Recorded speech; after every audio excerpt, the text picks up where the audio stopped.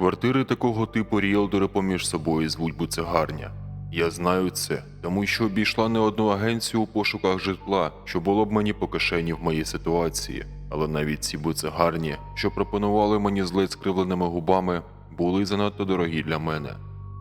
Як варіант, я могла би зняти кімнату, але жити з кимось, ділити побут, витягати чуже волосся зі зливу – ні, на це в мене не було моральних сил, особливо після місяця проживання із подругою. Зрозуміло, я була дуже вдячна їй за прихисток, але ж… Варіант знайшовся тоді, коли я вже була впевнена, що доведеться погодитися на комунальне проживання хто зна з ким. Того дня на вокзалі я опинилася випадково. Подруга, у якої я тимчасово жила після розлучення, попросила викупити для неї зарезервований на вечір квиток на автобус до сусіднього міста, де жив її хлопець. Викупивши квиток, я вийшла на площу перед вокзалом та пішла на місток, перекинути через якусь подобу струмка, що тече біля площі. Дивитися на струмок було неприємно. Все його русло було густо засіяно недопалками. Місцева курилка. Запаливши цигарку, я повернулася спиною до поруччя та почала роздивлятися людей, якими юрмився ранковий вокзал. Тоді я і побачила її. Звичайнісінька на вигляд бабуся. Від інших перехожих її відрізняла лише картонна табличка, що висіла на грудях. Я промайнула поглядом картонку та вже збиралася відвести очі, як раптом побачила слово, що привернуло мою увагу – готелька. Саме готельками називаються ці крихітні квартирки-домовинки, де кухня та житлова кімната об'єднані, санвузол являє собою крихітний закуток, а холодильник гуде прямо в тебе над головою. Готелька – це дешеве житло. Я викинула недопалок у бік струмка, поповнивши їхню берегову колонію, та повільно рушила до бабусі. За кілька метрів я розрізнила ціну, написану на картонці, та прискорила крок. Це було майже вдвічі дешевше, ніж просили б в агенції, та й на ріелтора, якому треба було сплачувати комісію, бабуся не була схожа. Я невпевнено підійшла та посміхнулася. Доброго дня, пані. Квартиру здаєте? Бабуся, яка задимливо дивилась кудись у бік, стрепенулася та повернулася до мене. Вираз неясної тривоги на її обличчі змінився привітною усмішкою. Так, Люба, здаю. Ти хочеш зняти? Ну, залежно від того, що за квартира і де знаходиться. Якщо зовсім у глухому куті, то… Та ні, майже в центрі, тут, недалечко. Хочеш, сходимо, подивимося прямо зараз? Бабуся так пожвавішала, що я навіть злегка занервувала. Чи варто йти самій? Можна було попросити подругу, але вона на роботі, через що мені й довелося поїхати їй по квиток. Більше друзів, яких можна було швидко визвонити, в мене немає. Та й, чесно кажучи, я посоромилася б робити це при старенькій. Ходімо, Люба. Бабця потягла мене за рукав, і я автоматично пішла слідом. Їй-богу, я ідеальна жертва маньяка. І як я примудрилася дожити до 26 років. По дорозі на квартиру я згадувала усі випадки з кримінальної хроніки, про підставні квартири, про людей, яких заманюють до лігва бандитів, про проданих у рабство жінок та милу бабусю, що труїла та розчленовувала своїх квартирантів. Чи зупинилася я? Звичайно ж ні. Я слухняно йшла за старенькою, навіть з деякою цікавістю чекаючи, що буде далі. Останнім часом я стала фаталісткою. Коли ми опинилися перед старезною Сталінкою в центрі міста, я зазнала дивних емоцій. З одного боку будинок виглядав моторошно, з іншого, на лігво мафії він був не надто схожий. Подумки перехрестившись, я ступила за своєю провідницею в темний, пропахлий мишами та мокрими ганчірками під'їзд. Тут невисоко, 3-й поверх. Пропихкотіла бабуся, на силу долаючи сходи. Бігати поверхами мені було не звикати, тому я терпляче чекала її на кожному прольоті. Біля високих, під стелю масивних дверей, старенька зупинилася. Відімкнувши їх великим старомодним ключем, поманила мене всередину. Там тягнувся довгий коридор з дверима з обох боків.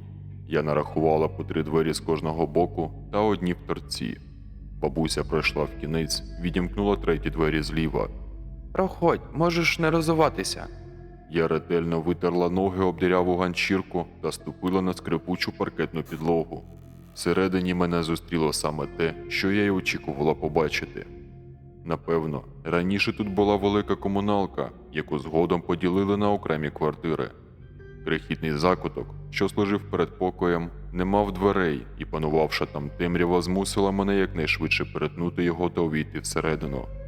Вона насправді виявилася крихітною, метрів з 10, не більше. Довга, як трамвай, кімната тягнулася до вікна. Квадратний виступ з дверима, який утворював передпокій, насправді виявився санвузлом. Навпроти нього вздовж стіни тягнулася подоба кухні, тумба, раковина, підвісна шафка та старий холодильник. За виступом розташовувалася старезна червона канапа, навпроти неї тумба з телевізором. Власниця, яка зніяковіло поглядала на мене, швидким кроком перетнула кімнату та класнула пультом, що лежав на тумбі. Ну, ось. Вона розвела руками, обводячи навколишнє оточення. В її голосі не було жодної надії, тільки збентеження, і це кольнуло мене. Напевно, не я перша з тих, хто, опинившись тут, демонстрував той вираз, який зараз був на моєму обличчі. Мені стало шкода старенько, але я фрилансер, та жити і працювати в цій труні. Я зніяковіло посміхнулася та позадкувала до виходу. Дуже мило, але мені, на жаль, не підходить. Так, я все зрозуміла, Люба. Ну ось мій номер, якщо передумаєш, то телефонуй. Бабуся витягла з кишені саморобну визитівку. Серце стислося, і я взяла папірець, впевнена, що мені ніколи не доведеться телефонувати за цим номером. Але доля розпорядилася інакше. Я виходила з квартири під бурмотіння телевізора і ще не знала, що вже завтра опинюся тут знову. Вже ввечері, коли моя подруга прийшла з роботи та почала поспіхом збиратися на автобус, вона сказала мені, що повернеться разом зі своїм хлопцем, який шукатиме роботу в нашому місті. Тож мені, на жаль, доведеться з'їжджати, і вона сподівається, що за 3 дні я вже щось знайду. Вона пішла, а я весь вечір проридала, лежачи у ванні та напиваючись вином. Я зрозуміла, що звинувачувати її в чомусь несправедливо. Вона має повне право вити гніздечко зі своїм коханим у своїй власній квартирі. Вона і так дала мені прихисток після того, як мій чоловік оголосив, що більше не бачить мене поруч з собою, та й взагалі час вже рухатися далі. Він рушив, а мені тепер йти було нікуди. Саме тому, випавши з ванною, я знайшла в кишені папірець з номером сьогоднішньої бабусі та зателефонувала їй. Радість у голосі жінки була настільки щирою, що мені навіть стало трохи незручно, адже це не я надаю їй послуги, а вона здає мені житло. Хай і досить незручне, але за справжні копійки. Ми домовилися, що завтра я приїду з речима, та й почала збиратися. Наступного ранку бабуся м'ялася біля під'їзду, явно хвилюючись. Коли я приїхала на таксі, вона посміхнулася, дрібно закивала та повела мене в мій новий будинок. Квартира виглядала нітрохи не краще, ніж учора, але я вирішила не падати духом. Моє покривало на канапу, мої фіранки, пара репродукцій, і тут стане набагато затишніше. Я ледве втягнула валізу до кімнати та вже не здивувалася, коли почула, як за моєю спиною бабуся клацнула пультом, вимкнувши телевізор. Деякі люди не переносять тиші, але я ніколи не була з таких. Ми зрештою познайомилися. Бабуся, що назвалася Анастасією Павлівною, сіла за вузенький столик, що розташовувався біля тумби з телевізором, та тремтячою рукою переписала мої дані з паспорта в договір про найм. Я між тим задумливо ходила по своєму новому житлу, безглуздо чіпаючи меблі та стіни. Включила роутер, який, як виявилося, висів у передпокої. Заглянула нарешті в санвузол. Він виявився трохи кращим, ніж я уявляла, і навіть мав вузьку пральну машинку, що стояла на місці умивальника. Душ являв собою вимощений плиткою кутовий майданчик з бортиком, закритий завісою. Перевіривши, чи працює душ і чи є гаряча вода, я повернулася до кімнати. Бурмотіння телевізора злегка почало дратувати. Я підписала документи, і Анастасія Павлівна почала квапливо збиратися. Я підійшла до вікна, відсунула штору, що наполовину затягнула вікно, і здивовано відпрянула. За тюльовою фіранкою я побачила дерев'яне вікно, яке було забрано гратами зі зовнішнього боку. Я обернулася до власниці. А навіщо тут ці грати? Це навіть не перший поверх. Анастасія Павлівна нервово усміхнулася. Я не знаю навіщо. Це квартира моєї покойної сестри. Я тут нічого не міняла після неї. Я відчула, як по хребту побігло легке тремтіння. Мені стало тривожно. Покійної сестри? А вона давно померла? Не дивлячись на мене, бабця взувалася. Вона померла давно, та не тут, не переживай. Живи собі спокійно. Від її тону мені навпаки стало зовсім неспокійно. Я відчула сухість у роті та нервово проковтнула слину. Занепокоєння досягло апогею, коли Анастасія Павлівна, вже стоячи біля дверей, обернулася. Ти тільки телевізор не вимикай, нехай працює. Тут рахунки невеликі, за це можеш не хвилюватися. Я хвилювалася зовсім не за те. Що? Навіщо ж це? Бабуся вперто помотала головою. Не вимикай та й все. Навіть уночі, тільки звук зменш, якщо буде заважати. Волосся на моїй голові заворушилося. Ви серйозно? І що ж буде, якщо його вимкнути? Бабця глянула на мене похмуро та без посмішки. Та нічого не буде, але краще не вимикай. Місце тут не з приємних, інакше не здавало б так дешево. А якщо світло вимкнуть, тоді краще піди кудись, поки не дадуть. Поки я обмірковувала, що маю відповісти на цей абсурд, вхідні двері зачинилися зі звуками шаловки, і я залишилася на самоті.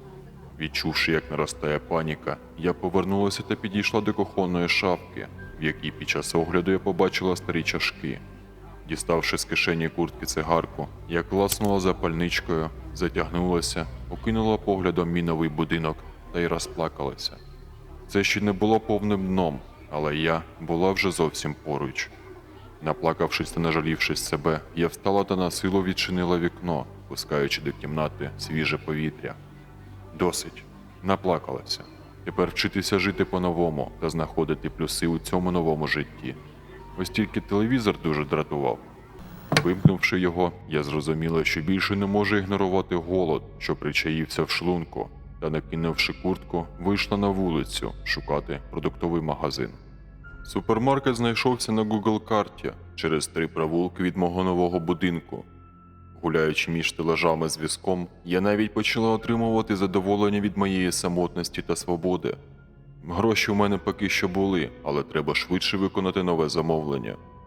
Коли я повернулася з набитими пакетами до квартири, мене зустріла дзвінка, натягнута екстрена тиша. Розбираючи пакети та вмикаючи холодильник, який огидно загудів, я все сильніше відчула цей натяг простору, що ніби утворював вакуум у мене за спиною. Почуття було настільки неприємним, що я посунула плечима, ніби намагаючись скинути з них якесь покривало, та різко повернулася. Кімната виглядала як і раніше, похмуро та убого, але нічого страшного в ній не було. Нашвидкоруч посмаживши яйця на старій плитці, я витягла з сумки ноутбук та розляглася на канапі. Роботу ніхто не скасовував, і її потрібно було робити. Але хвилин за 15 я зрозуміла, що працювати не можу. Гудіння холодильника тиснуло на барабанні перетинки. Стіни, обклеєні вицвілими жовтими шпалерами, наче нависали наді мною, і в груди почав заповзати страх. Здригнувшись, я потягнулася за пультом та клацнула кнопку. Кімнату заполонила мелодія заставки якогось телешоу, і напруга відразу відпустила мене. Можливо, власниця мала на увазі саме це, коли радила залишати телевізор увімкненим.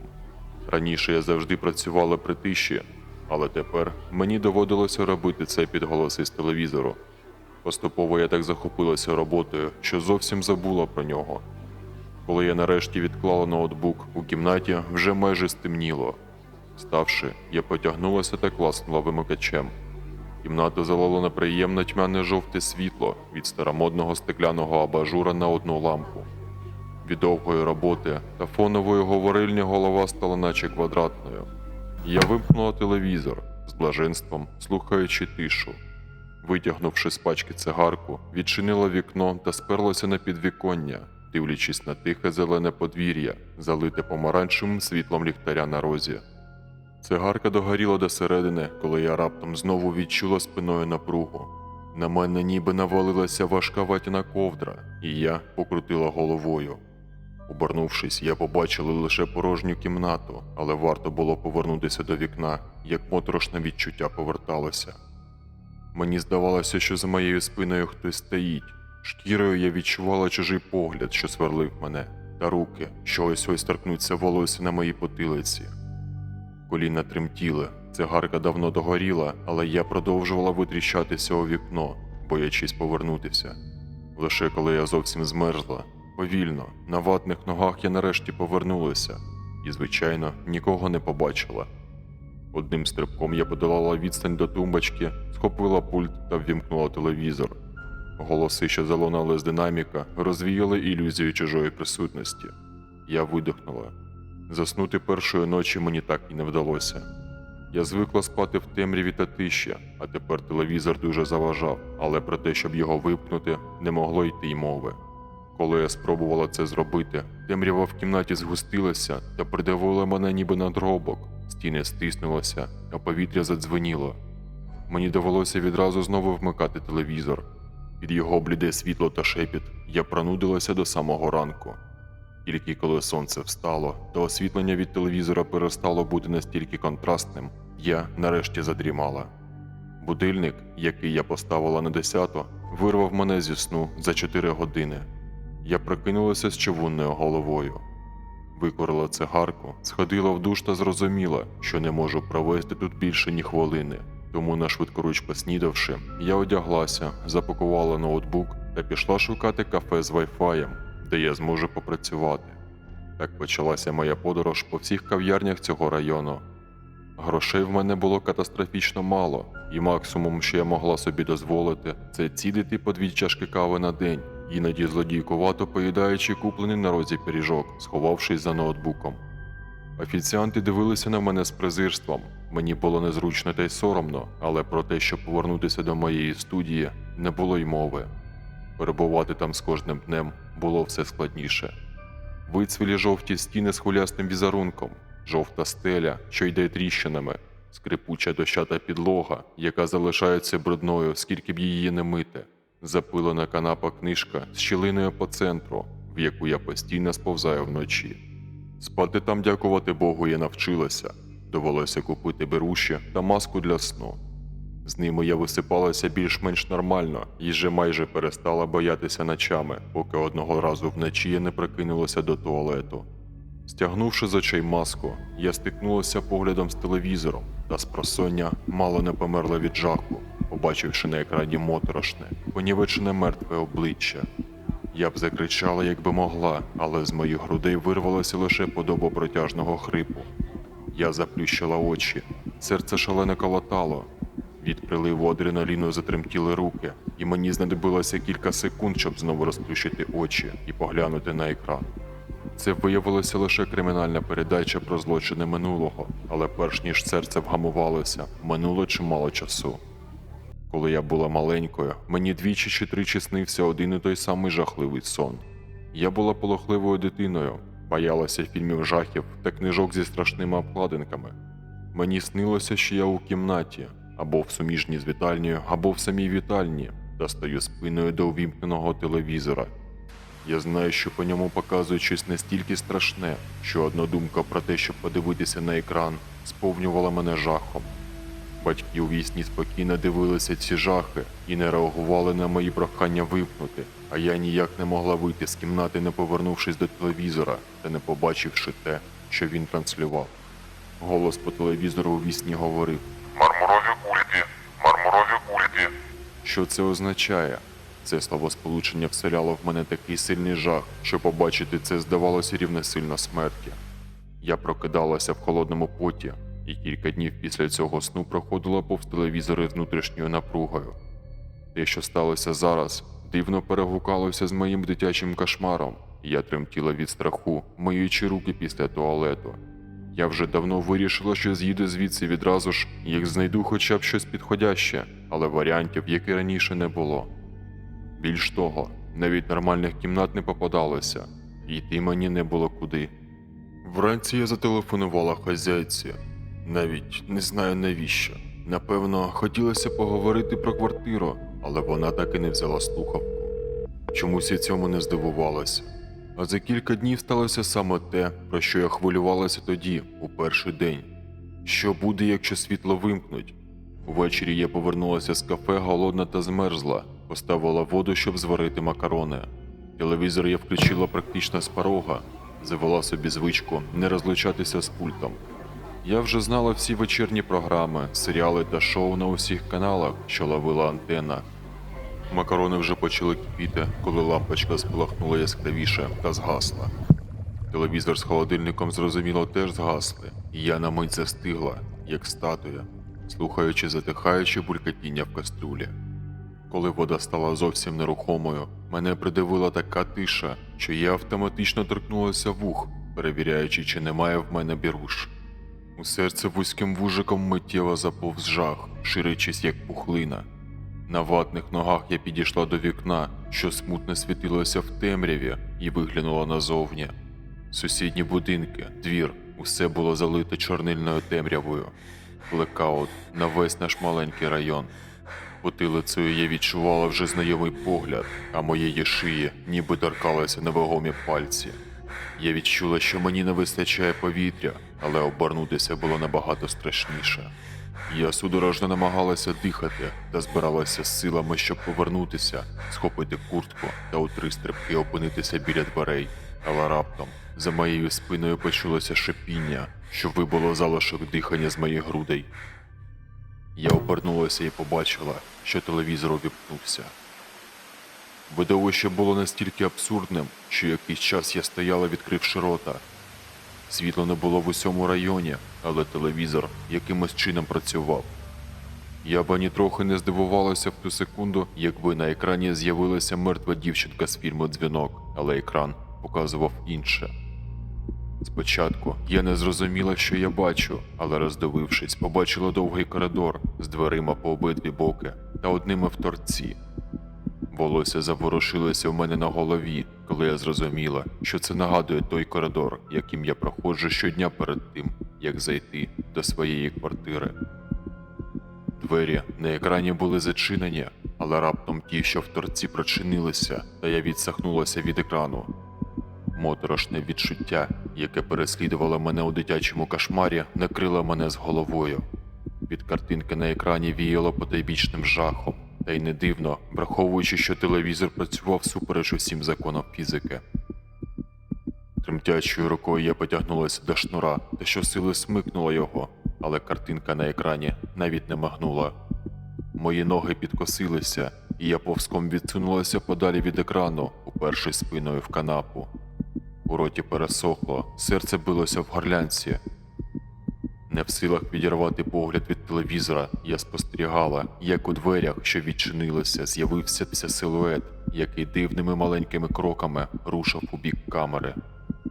Спочатку я не зрозуміла, що з ним не так, але потім до мене дійшло, що силует рухається спиною вперед. Жах підкинув мене пружиною. Я швидко встала, схопила куртку та кинулася до дверей. У закутку передпокою панувала темрява, і я на дотик тицнула туди, де була дверна ручка. Ручки не було, та й дверей ніби не було. Тремтячими руками я дістала з кишені запальничку та задихнулася від здивування. Дверей дійсно не було. На їх місці була все та ж обклеєна жовтими шпалерами стіна.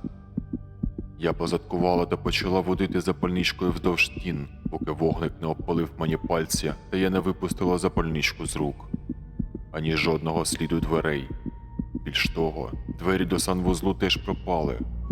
Я кинула безпорадній погляд на телевізор, як попливо відвернулася, бачачи, як істота на екрані наближається, поступово заповнюючи собою весь простір.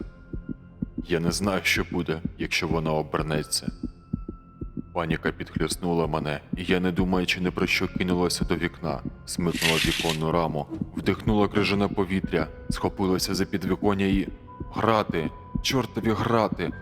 Ось навіщо вони тут? Я безпорадно вчепилася в залізні прути, розуміючи, що не можу протиснутися крізь них. Те, що живе у телевізорі, було все ближче. Я вже відчувала його спиною. Це не дихання, тому що воно не дихає, та не дотик, тому що воно не може торкнутися. Я відчувала лише жах, який змусив мене зіщулитися та впертися обличчям у протиград. Можливо, якщо я навалюся на них, то вони випадуть? Що буде зі мною, думати не хотілося. Темрява розступалася за моєю спиною. Я бачила відблиски екрану та знала, що якщо обернуся... Гей, що з тобою? Допомога потрібна? Голос увірвався у мій мозок так раптово, що в першу секунду я навіть не зрозуміла, що саме почула. Розліпивши заплющені очі, я подивилася вниз. Під моїм вікном стояв чоловік, одягнений в куртку з капюшоном, якого я начебто кілька разів бачила на подвір'ї. У його руці тліла цигарка. Я судорожно схлипнула та полізла в кишеню куртки, намацала ключі, дістала їх та розтиснула пальці. Ключі впали на асфальт під вікном. Будь ласка, 33-я квартира, у мене щось з дверима. Мій голос переривали схлипи, але коли чоловік підняв ключі та задер голову, мене ніби прорвало. Витягніть мене звідси, витягніть, прошу, тільки не дивіться в телевізор. Закричала я, заплющуючи очі, та заплакала. Сяйво екрана за моєю спиною стало таким яскравим, що я буквально відчувала його потилицею. Швидше, швидше. Не знаю, скільки часу минуло, перш ніж я почула удар за моєю спиною, та за декілька секунд сильні руки зірвали мене з підвіконня. Щось пробурмотівши, сусід потяг мене геть з квартири. Я заплющила очі, але коли ми були в передпокої, все ж не утрималася та на мить розплющила їх. Краєм ока я побачила кімнату, але на моє щастя, холодильник із цього ракурсу закривав телевізор. Перш ніж я побачила екран, я знову заплющила очі. Вдруге я відкрила їх тоді, коли запах під'їзду залишився позаду, і я відчула свіжість осінньої ночі. Ти як, все нормально? Сусід підвів мене до лавки та посадив на неї. Як і раніше, я тримала куртку в руках, вчепившись з нею мертвілими пальцями. Подивившись на силует сусіда в темряві, я трохи прийшла до тями та розтиснула руки. Обережно натягнувши куртку, я дістала з кишені цигарки. Не кажучи ні слова, сусід чиркнув запальничкою. Якийсь час ми мовчки курили. Я не знала цієї людини, але вона щойно врятувала мене. Але від чого? Що взагалі трапилося? Це було божевілля, галюцинація? Як це пояснити йому? Я задерлася, і сусід простяг мені руку. До речі, я Владислав. Каріна. Я потиснула йому долоню, і ми знову замовкли. Нарешті я зібралася з силами. Владиславе, дякую вам. Я не знаю, що й сказати. Там сталося щось дивне, не знаю навіть, як це пояснити. Я не божевільна, не подумайте. Та я й не думаю. Про цю квартиру всі сусіди знають. Владислав класнув пальцями і викинув недопалок в кущі. Я обернулася до нього. Що знають? Ну, тут одна літня жінка жила кілька років тому. На перший погляд самотня. Сестра тієї, що зараз господарка. Одного дня вона випала у вікно та зламала шию. Вона не померла тут, не переживай. Згадавши слова власниці, я мимохідь усміхнулася. Так, вона померла не всередині квартири, тут нічого не скажеш. А потім? Ну, а потім в'їхав її син, який, як виявляється, у неї таки був. І за 3 місяці теж саме. Теж випав із вікна, вижив, але ніби хребет зламав, інвалідом став. Наче тітка за ними доглядає тепер. Я подробиць не знаю, то в наших місцевих бабусь питати треба. А грати вставила Анастасія Павлівна, так? Це нинішня власниця? Так, вона. Здавати почала цю будку, але усі квартиранти більше місяці не затримуються. Напевно, я не знаю, що справді з цією квартирою, але щось там коїться. Усі тікають самі не свої. Ось і ти. Холод пробирався під куртку, і я мерзлякувато зіщулилась. Там щось із телевізором. Ти бачив, що... Я обернулася, щоб подивитися на вікна своєї квартири. Телевізор більше не працював. Темрява, що накриває двір, стала ще густішою. Я повернулася до Владислава, що замовчав, та побачила, що він сидить спиною до мене. У горлі миттєво пересохло. Мені не хотілося, щоб він обертався.